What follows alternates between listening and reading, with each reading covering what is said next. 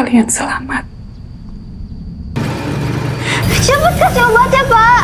Rayakan tahun baru dengan kalian. Yo, barudak kembali lagi bersama kami kru Sinopsis. Di sini kita akan membahas sebuah film di ambang kematian yang mengisahkan seorang gadis yang hidupnya berubah drastis setelah ibunya meninggal secara tragis.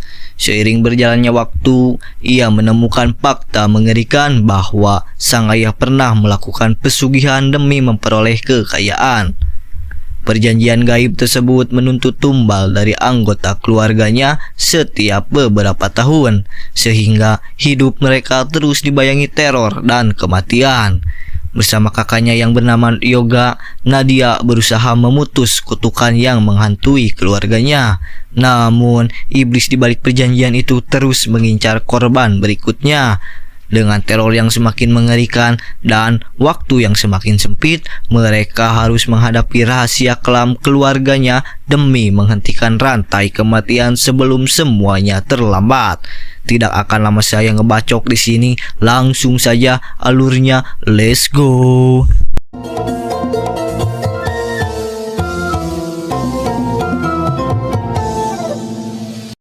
Film dimulai di kota Sidoarjo pada tahun 2001. Kita akan berfokus dengan sebuah keluarga terdiri dari 4 orang. Di antaranya sang bapak bernama Suyatno, sang ibu bernama Mirna, serta 2 anak mereka yaitu Yoga dan Nadia. Keluarga mereka pun hidup dengan sangat bahagia, tetapi kebahagiaan itu berhenti akhirnya saat sang ibu mulai sakit. Malam kan malam tahun baru. Lama-kelamaan penyakit ibu semakin parah. Penyakit itu bukan karena masalah medis, tetapi ada pengaruh dari pergaiban. Nadia, anak perempuan berumur 7 tahun, itu selalu mengurus ibunya. Setiap hari ia datang ke kamar ibu untuk menyuapkan makanan walau ibu sedikit hoream. Terlihat kondisi ibu sudah sangat parah dengan seluruh badan penuh luka. Sang ibu selalu berkata kepada anaknya agar selalu nurut sama bapak biar hidup kalian selamat. Ibu seketika muntah darah. Nadia dan kakaknya segera memanggil bapaknya.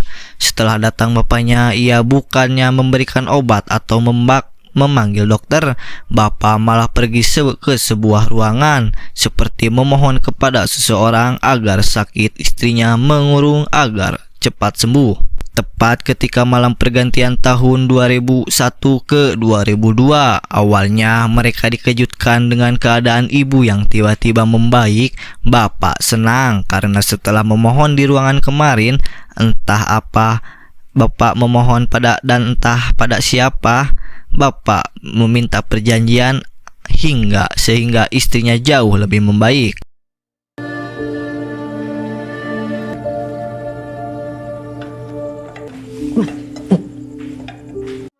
Di hari itu pun ibu pergi ke dapur. Saat disusuli, Nadia melihat ibu melakukan aksi bundir dengan cara menyeburkan wajahnya ke dalam air yang sangat panas. Tekonya.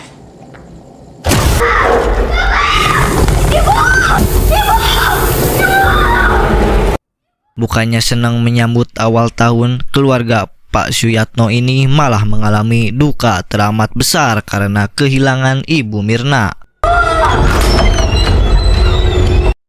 Di sisi lain, sementara bapak dia kurang perhatian kepada kedua anaknya, Pak Suyatno selalu sibuk melakukan renovasi rumah yang tiada henti. Selalu ada saja hal yang diperbaiki yang menyebabkan rumah selalu kotor dan berantakan. Bahkan Suyatno pun melarang Yoga ataupun Nadia untuk membersihkannya. Selain sibuk dengan hal tersebut, Pak Suyatno pun kewalahan mengurus toko sembakonya yang semakin hari semakin ramai pembeli. Ya, entah mengapa semenjak ibu mati, toko sembako Pak Suyatno ini menjadi sangat laris. Semua gerak-gerik bapak membuat Yoga mulai curiga. Setiap malam Selasa, bapak selalu datang ke kamar untuk memastikan apakah anak-anaknya sudah tidur atau belum. Lalu dia masuk ke dalam sebuah ruangan yang selalu ditutup dengan rapat. Saat itu secara diam-diam Yoga mengintip Bapak melalui celah pintu. Ia pun sangat tercengang melihat aksi bapaknya yang entah apa bapaknya lakukan. Singkat cerita, waktu pun berlalu, film berpindah ke tahun 2011, di mana saat itu Yoga dan Nadia sudah beranjak dewasa. Yoga sudah mulai kuliah, sementara Nadia masih duduk di bangku SMA. Selama bertahun-tahun, Yoga selalu diteror oleh sosok hantu berkepala kambing. Bahkan, Yoga sering mengalami luka misterius pada tubuhnya. Kau pikir Mas gila? Mau Mas sembuh? Aku gak gila. Di tahun inilah Yoga ingin memberitahukan Nadia sesuatu karena Yoga rasa adiknya sudah cukup dewasa untuk mengetahui hal ini. Pada saat malam Selasa seperti biasa, Bapak mengecek ke kamar mereka masing-masing. Saat itu Yoga dan Nadia pura-pura tertidur, kemudian mereka melihat Bapak ke ruangan itu lagi. Mereka melihat Bapak sedang memotong seekor kambing di sana. Ternyata selama ini Pak Suyatno melakukan pesugihan kandang bubrah. Kandang bubrah itu sejenis membuat perjanjian dengan iblis berkepala kambing dengan tujuan agar hidup serba berkecukupan. Maka dari itu Suyatno harus selalu memberikan tumbal sebuah kepala kambing di setiap malam Selasa Kliwon. Kemudian mereka berdua pun memergoki sang bapak tengah akan menguburkan tulang-tulang kambing di halaman belakang rumah yang sudah dipotong. Suyatno akhirnya kepergok oleh anak-anaknya itu dan akhirnya mau tidak mau harus jujur kepada kedua anaknya. Yo, tampar Pak aja Pak. Bapak diam waktu ibu sakit. Seketika ia menjadi curiga apabila saat dulu ibu mati itu pun gara-gara dijadikan tumbal pesugihan. Pantas saja saat ibu sakit, Bapak selalu diam tidak berbuat apa-apa. Suyatno pun akhirnya bercerita agar mereka tidak salah paham.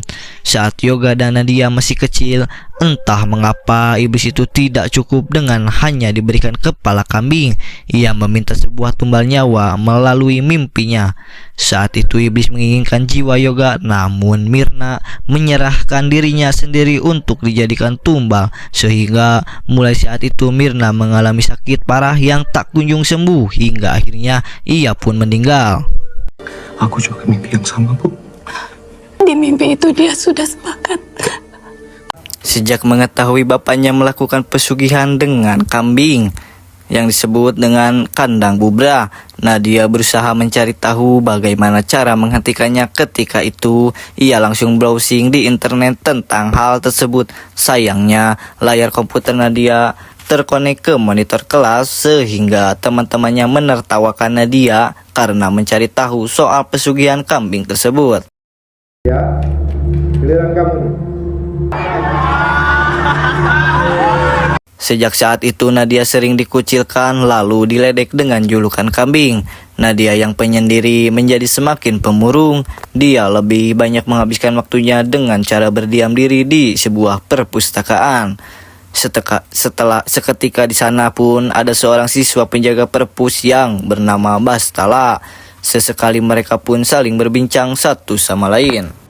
Aku kan juga piket kelola perpus hari ini. Sepulangnya sekolah, Nadia melihat listrik di rumah sedang rusak. Sudah 2 minggu ini bongkar. Beberapa saluran kabel perlistrikan juga baik-baik saja. Padahal malam harinya Mas Yoga masih ada di kampus, sementara Bapak entah pergi kemana. Tetapi listrik di rumahnya tak kunjung menyala. Kemudian Nadia datang ke rumah tetangganya. Ia ingin menumpang mengisi daya HP-nya. Saat itu Nadia disambut dengan baik. Lalu ia ditawarkan untuk makan oleh tetangganya. Saat itu masakan sop kambing yang mana kambingnya adalah pemberian dari bapak Nadia sejak hamil anak pertama pun tetangga itu sudah rutin diberikan daging kambing oleh Pak Suyatno sampai saat ini. Sementara Yoga yang baru pulang melihat rumah sangat gelap dan tidak ada siapapun di sana. Ketika itu ia pun diteror oleh sosok iblis kambing yang menyamar sebagai ibunya. Malam itu pun malam Selasa Kliwon, Bapak sudah harus memberikan tumbal lagi.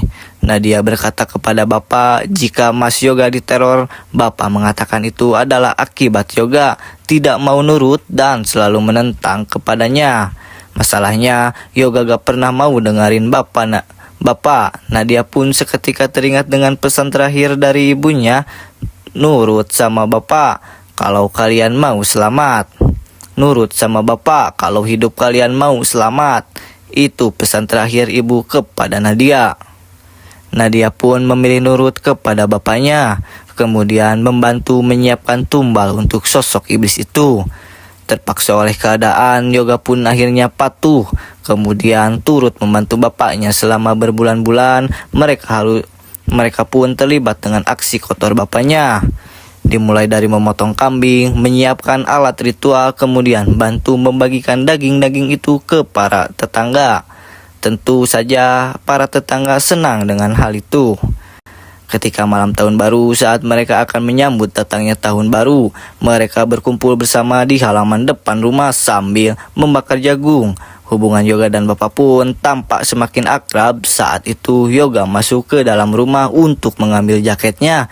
Tanpa disangka-sangka, iblis kambing itu datang menghampiri Yoga.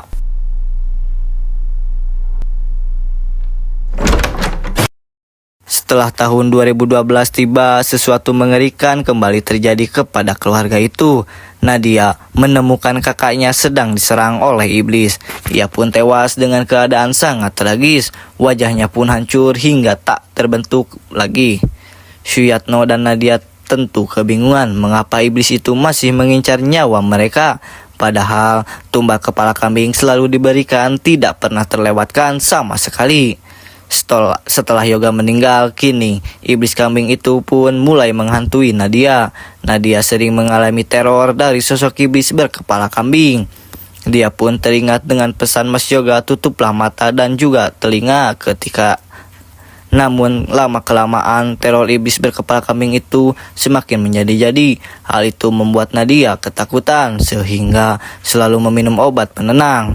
Setelah teman Nadia di sekolah menawarkan Nadia untuk bercerita kepadanya apalagi ada masalah. Namun Nadia enggan bercerita karena memang tidak mudah untuk cerita kepada orang lain. Nadia takut orang tidak akan percaya dengan masalahnya dan takut orang lain akan menghakiminya. Bastala pun mengerti, lalu ia memberikan cara agar Nadia lebih tenang, yaitu ceritakan apa saja yang ada di kepalanya melalui buku diari. Dengan itu Nadia akan merasa lebih lega. Akhirnya Nadia pun menumpahkan semua isi pikirannya ke dalam buku. Hanya diam. Suatu malam, Nadia pun mendengar suara keributan dari ruangan. Betapa terkejutnya ia melihat jenazah Mas Yoga sedang diserang oleh iblis kambing itu. Lalu Nadia pun ikut diserang juga. Akibat serangan itu, tangan Nadia mengalami luka, lalu segera diperban oleh bapaknya. Ternyata inilah yang dialami oleh ibu dan Mas Yoga. Saat dulu, mereka juga mengalami luka tangan yang sama persis. Berarti mereka pun diserang juga oleh iblis kambing itu. Apakah itu tandanya Nadia akan ikut mati? Entahlah. Karena merasa iblis itu sudah sangat berbahaya, Suyatno pun bergegas pergi ke rumah dukun tempat dulu ia diperkenalkan dengan pesugihan ini. Ketika dalam perjalanan menuju rumah sang dukun, mereka melewati sebuah hutan yang sangat sepi. Saat itu mereka berdua mengalami banyak gangguan.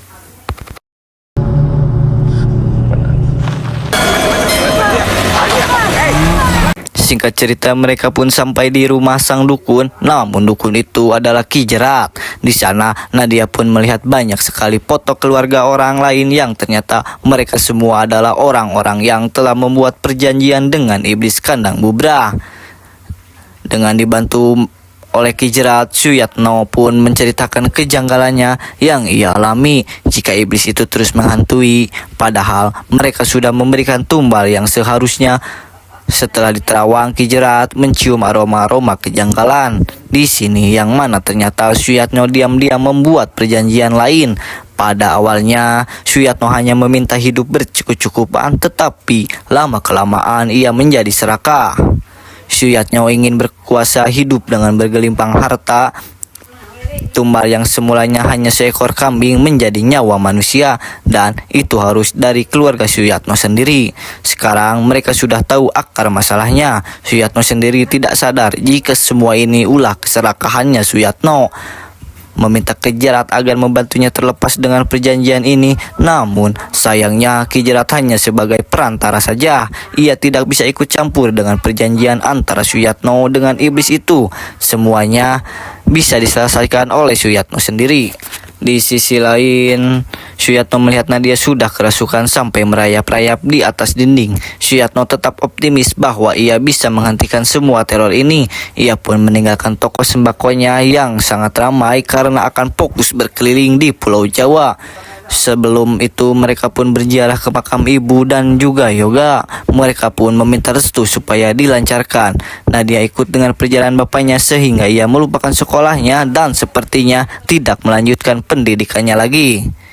Bertahun-tahun mereka meninggalkan rumah dengan bertahan hidup dan tinggal di dalam mobil.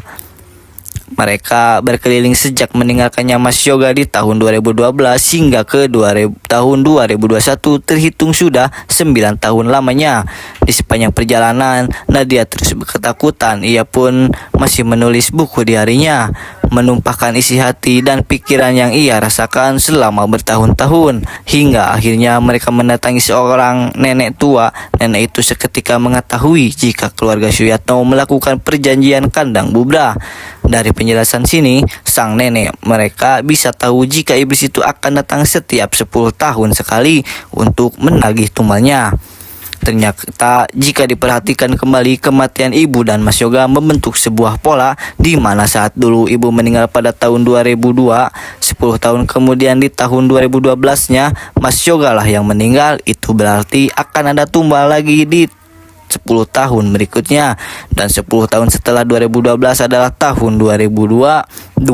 Sementara saat ini sudah tahun 2021. Akhirnya Nadia sudah lelah. Dia pun tahu dia akan menjadi tumbal selanjutnya. Sempat terbesit di pikirannya, mati terasa lebih baik daripada hidup seolah mati. Mungkin satu-satunya pilihan yang terbaik untuk bisa tenang. Nadia pun ikhlas. Ia berkata kepada bapaknya ingin pulang saja ke rumah. Di hari-hari terakhirnya, Nadia menghubungi Bastalah, teman sewaktu SMA-nya. Dia ingin bertemu dengan Bastalah untuk memberikan sesuatu. Nadia ingin memberikan buku diarinya kepada Bastalah. Semua cerita hidupnya sudah ia tuliskan di sana. Nadia ingin Bastalah membaca itu ketika ia sudah di rumahnya. Makasih udah bantu aku. Saat malam akhir tahun 2021, Nadia duduk di meja makan bersama bapaknya untuk menyambut datangnya tahun 2022. Suasana tampak tegang karena ini adalah detik-detik terakhir sebelum ajal menjemputnya Nadia. Suyatno tidak tega akan hal ini sebagai permintaan yang terakhir. Nadia ingin bapaknya pergi dari hadapannya. Ia tidak mau jika bapaknya melihat penderitaan dalam pembunuhan tumbal ini. Tepat ketika jam 12 malam tahun 2022 pun datang bersamaan dengan iblis berkepala kambing. Ia pun seketika membunuh Nadia dengan sangat kejam. Nadia seketika merobek kulitnya, kemudian menggorok lehernya dengan tangannya sendiri hingga akhirnya dia pun meninggal dunia.